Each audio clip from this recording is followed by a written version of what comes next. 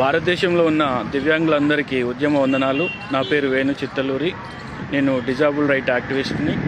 నేను ఈరోజు ముందుంచబోయే అంశం ఏందనగా, నిన్న పార్లమెంట్ ఆఫ్ ఇండియాలో 0 అవర్స్లో honourable MP doctor Mallu Ravi గారు మన దివ్యాంగుల గురించి, దివ్యాంగుల జీవితాలను ప్రభావితం చేసి వాళ్ళని అభివృద్ధి పదంలో నడపడానికి చర్చించిన అంశము చాలా అభినందనీయము. ఇంకోటి, మన మల్లు రవి సార్ గారికి మన వికలాంగుల 64 million population of disabled people తర్వాత గౌరవ నమస్కారాలు తెలియజేసుకుంటూ, కృతజ్ఞతలు తెలియజేసుకుంటూ, అదేవిధంగా ఇలాంటి చర్చలు మరి అధికార పక్షం కూడా జరపాలని, మా యొక్క అంశాలు లేవనెత్తాలని, వికలాంగులైన మేము దివ్యాంగులు భారతదేశంలో ఇంకా చిన్న చూపుకు గురై అణచివేతకు, దాడికి, దోపిడీలకు గురవుతున్నాము.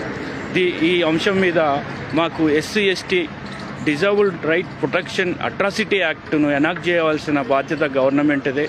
ఇది భారత ప్రభుత్వం ప్రయారిటీ తీసుకొని, ప్రధాన అంశంగా తీసుకొని మాకు ఎస్సీ ఎస్టీతో సమానంగా అట్రాసిటీ యాక్ట్ను పార్లమెంట్ ఆఫ్ ఇండియాలో మన ఈ వింటర్ సెషన్లో చర్చించవలసిన బాధ్యత ఉంది. అదేవిధంగా దివ్యాంగులకి ఆర్థిక, సామాజిక, సాంస్కృతిక, రాజకీయ అంశాల్లో చైతన్యం నింపి వాళ్ళని సమాజ అభివృద్ధిలో భాగస్వామ్యం చేయాలనే కల్పనతో ఈ కల్పన అనేది ప్రభుత్వం కంపల్సరీ, ఇది ప్రభుత్వ బాధ్యతే, ఇది ప్రభుత్వ కర్తవ్యం, ఇది ఓన్లీ డ్యూటీ, పని కూడా కాదు, ఇది ప్రభుత్వ బాధ్యత. అదేవిధంగా స్వతంత్రం వచ్చి 80 సంవత్సరాలు అవుతుంది, రాజ్యాంగం అమల్లోకి వచ్చి 80 సంవత్సరాలు అవుతున్నా ఇంకా మాకు రాజ్యాంగబద్ధమైన ఫలాలు అందకుండా అందరి ద్రాక్షలాగా మిగిలిపోవడము చాలా అన్యాయము.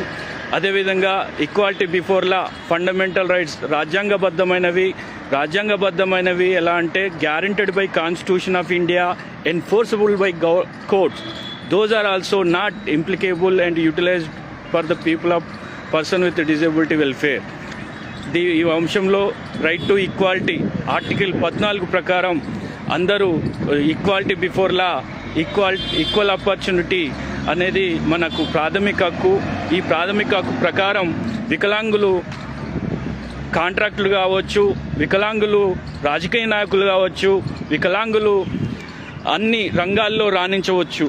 ఫర్ ఎగ్జాంపుల్, వికలాంగులు కాంట్రాక్ట్ కావాలంటే, కాంట్రాక్ట్ వర్క్ చేయాలంటే మాకు కాంట్రాక్ట్ పనులలో కూడా, సివిల్ వర్క్స్లో కూడా మాకు 5% రిజర్వేషన్ ఇవ్వాలి according to the RPWD act. అదేవిధంగా